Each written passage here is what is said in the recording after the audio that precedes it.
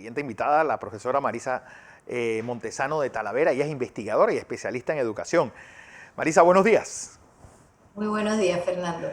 Bueno, el tema educativo yo creo que junto con el comercio medio y pequeño ha sido la gran sacrificada de toda esta pandemia. Y pues, ¿cómo va a ser esa vuelta a clases y sobre todo el daño que se provocó mantener a los muchachos tanto tiempo fuera de salones de clase? ¿Puede ser revertido o es irreversible lo que ha pasado? Eh, eh, Mira, realmente, ¿me Sí, escuchas? sí, perfecto, alto y claro.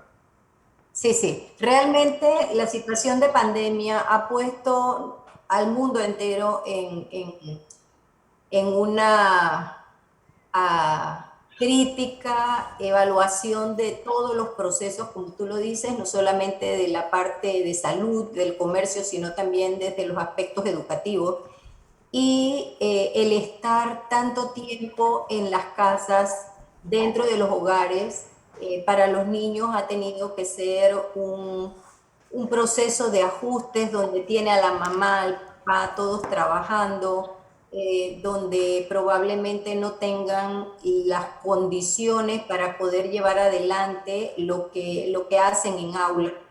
Y desde una perspectiva de higiene mental, el salir y volver a la escuela, aunque no sea todos los días, que sea algunos días de la semana, yo creo que va a ser favorable para ese desarrollo mental y psicosocial de los niños, independientemente de la edad de la que se trate.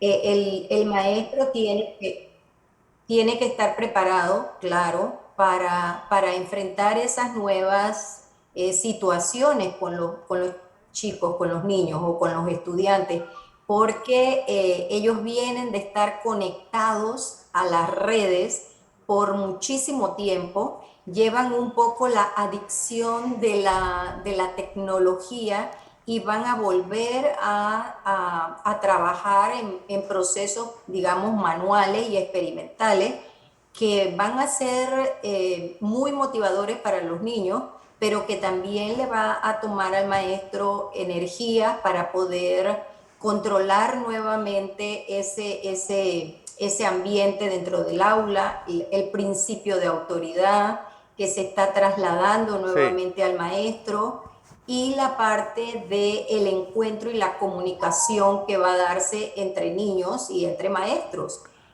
Una cosa que he observado con los niños pequeños en esta pandemia es que ellos son los más eh, comprometidos con el uso de la mascarilla.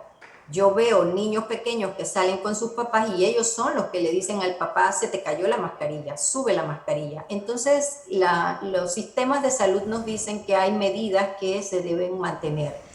La ¿Dónde? distancia Pero, para interactuar con las personas y el uso de la mascarilla. Yo creo que esto debe darse dentro del aula de clase y el maestro va a ser vigilante de que eso ocurra. tú eres investigadora tal vez del sistema latinoamericano de educación. ¿Hay algún país que haya sido ejemplo dentro de esta pandemia y que por lo menos a vuelo de pájaro tenga resultados mejores que los otros? Bueno, yo no sé si algún país es ejemplo, porque para todos los países la pandemia es una situación nueva y todos Sí. estamos aprendiendo de esta Es que situación de te pandemia, lo digo, Marisa, no porque solamente desde los sistemas de salud, es que te lo pero digo porque vemos que, perdón. porque y a lo que iba es que yo creo que lo único que ha demostrado esta pandemia es la brecha digital que hay entre alumnos y profesores. Es decir, mientras que unos están viviendo en el siglo XX, los profesores están dando ese método socrático de memorización y tienen la cabeza metida en el siglo XX, tal vez con programas educativos desarrollados a finales del siglo XIX. Es decir, teníamos 3 siglos educativos al mismo nivel y eso es lo que ha hecho esa gran distorsión que hay. Sí, la pandemia ha hecho evidente el rezago tecnológico, digamos, que tenemos a nivel de Latinoamérica, no en Sí. todos los lugares, pero porque hay sitios donde están mucho más avanzados que nosotros. Una de las cosas que yo creo que se ha hecho en Panamá y que se ha quizás acelerado un poco en Panamá es el tema de hacer eh, digitalización en las escuelas. Esta plataforma Esther me parece a mí que es una buena estrategia, bien pensada, pero que es una estrategia que hay que dejar evolucionar. No es algo que se va a lograr en el corto plazo. Esto para que pueda verse el resultado del uso de la tecnología y del aprovechamiento y la apropiación que hacen los docentes con el uso de las tecnologías, porque Sí, no es hacer un PowerPoint y presentarlo en una cámara de Zoom. Es mucho más que eso. Cómo vas a interactuar en procesos experimentales, por ejemplo, con el tema de la ciencia, cómo la tecnología te puede ayudar con simuladores a demostrar lo que son procesos o fenómenos biológicos que tienen luego que aprender y comprender los estudiantes. sí. Entonces yo creo que definitivamente la pandemia hizo evidente los rezagos que tenemos en el uso de la tecnología, pero hay algo que siempre digo con lo de la tecnología. La tecnología no reemplaza al enseñante. Sí, La tecnología no reemplaza a quien lidera el proceso de aprendizaje en el aula. La tecnología es una herramienta que te facilita, te apoya y te puede servir para poder lograr las metas cognitivas, tanto a nivel del niño como a nivel de los maestros, y que sus estudiantes cada día aprendan más. No se trata de cantidad de aprendizaje, se trata de calidad y a veces yo digo, bueno, pero ¿cómo se come eso de la calidad? El punto es que no es hacer que los niños, como bien lo dijiste, memoricen una cantidad de temas, sino que aprendan y comprendan lo básico de esos temas. Si tú aprendes 3 cosas fundamentales de la matemática, de la aritmética básica, a ti no te necesitan meter mucho contenido en un programa. Esto de los programas que se han quedado atrasados, mira, los programas de ciencias tienen lo mismo de hace muchos años, desde sí. que yo estudié. Hay conceptos que han evolucionado un poco, pero es lo menos. Los conceptos fundamentales son los mismos y esos son los que necesitamos para desarrollar el pensamiento y que luego yo como individuo sea capaz de desgranar los otros contenidos o los otros conocimientos que me van dando las redes o que me va dando el mundo entero. Entonces, nosotros necesitamos entender los procesos, que los niños aprendan esto y la tecnología es una gran herramienta.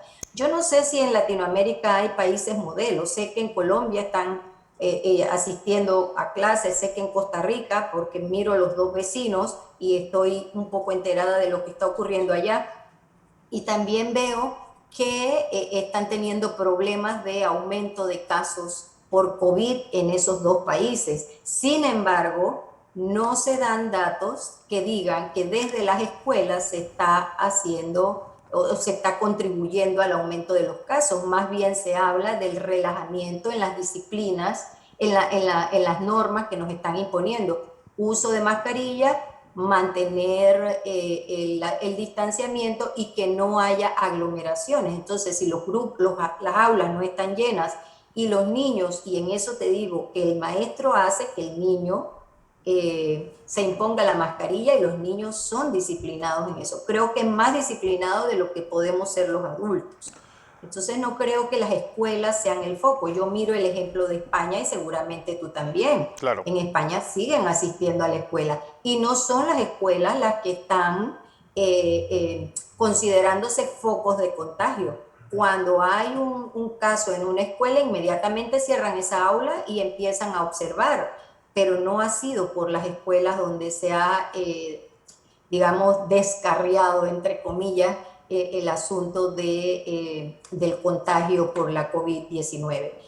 Sí creo que es importante, sí Sí, creo que es importante que los niños vuelvan a las aulas. Y me parece que es una buena medida la que han tomado de dejar que los directores de las escuelas que conocen sus escuelas, que conocen a sus estudiantes, a los padres, que conocen sus contextos, se propongan para iniciar clases, porque ellos saben cuáles son sus necesidades, sus limitaciones y también cuáles son sus fortalezas. Entonces, que ellos hagan sus propuestas para el regreso a clases y que el ministerio evalúe en los bomberos, salud, SINAPROC, todo el mundo vaya y mire lo que está pasando y digan, ok, este plan que ha hecho este director de escuela es viable, cumple con los protocolos y tiene nuestra autorización para poder iniciar las clases. Creo que esa medida es buena porque le da también autonomía y potestad al director de la escuela, a la comunidad educativa específica, de tomar sus decisiones de regreso o no a clases, porque vamos a tener que regresar a Sí, nuestras en algún actividades momento. diarias algún día. Tú que eres una estudiosa del lenguaje, este se ha visto también, pues, obviamente, pues, eh, ha recibido su dosis de lo que ha sido esta gran trauma que es la pandemia. Sí. Y pues la escritura por chat, pues obviamente está haciendo que las personas pues reduzcan palabras, modifiquen palabras. ¿Cuál ha sido la gran revolución que ha habido en el lenguaje gracias a esta pandemia? Bueno, mira, en realidad yo creo el lenguaje las lenguas son vivas, son dinámicas y se van acomodando y van cambiando y van variando Sí, dependiendo de las situaciones que se dan y los momentos históricos. Y por eso es que se van incorporando nuevos vocablos, nuevas palabras a los diccionarios, porque la gente empieza a usarlas. Por eso es que digamos, descartan o desechan, se ponen como arcaísmos algunas palabras porque dejan de utilizarse. Sin embargo, la lengua va cambiando constantemente y también la lengua utiliza las redes como un vehículo de comunicación y como una herramienta de divulgación de lo que se hace y de lo que se va incorporando. En cuanto a la economía lingüística que nos impone, digamos, las redes, y te digo porque yo también sí, escribo Q y no pongo la palabra completa en qué, si es un mensaje de WhatsApp. Yo creo que lo importante, y en esto los maestros deben tener mucha conciencia del peso que ellos juegan para que eso sea así. Yo creo que el uso del lenguaje va a depender de quién es tu interlocutor. O sea, las personas tienen que saber a quién se dirigen. Es como cuando escribimos. Nosotros escribimos una nota o escribimos un mensaje, dependiendo de a quién nos dirijamos, ese es el tipo de lenguaje que utilizamos. Si claro. yo voy a dirigirme en algo formal, no voy a escribir con palabras cortas o sin acentuación y demás, voy a emplear los términos adecuados y correctos. Se están incorporando nuevas palabras de COVID en los usos ahora con esto de la pandemia y a mí me hace un poco de gracia cuando las leo, pero realmente hay que tener muy claro que nuestras lenguas, no importa español, inglés, francés, la lengua que sea, el lenguaje es la forma como nos comunicamos los seres humanos. Es uno de los lenguajes, el idioma es uno de los lenguajes como nos comunicamos los seres humanos. Y el otro lenguaje con el que nos comunicamos los seres humanos son los números. Claro. Y el otro lenguaje, es decir, la matemática, y el otro lenguaje con el que nos comunicamos ahora los seres humanos es la tecnología. Pero fíjate que al final, programación y tecnología es puro sistema binario, es decir, es matemática. Cuando hablamos de música, de arte, estamos hablando de matemática también. Entonces, los lenguajes interactúan entre ellos. El idioma, la tecnología, las matemáticas interaccionan y van enriqueciendo nuestro sistema cognitivo y es lo que nos enseña a desarrollar ese pensamiento lógico. Yo creo que yo no demerito el aporte que las tecnologías están haciendo, no solo al lenguaje, sino a cualquiera de las áreas del conocimiento. Lo que sí en eso siempre enfatizo es el cuidado que debemos tener los educadores de que en las redes se utilice adecuadamente el lenguaje en la medida en que nosotros conozcamos a nuestro interlocutor y que sepamos entre quiénes nos comunicamos. Si estamos chateando Claro, entre muchachos, entonces podemos usar ciertas cosas, pero si estamos hablando de la escuela, tenemos que comunicarnos de una forma diferente. así es. Eso creo que es lo más importante. Así es.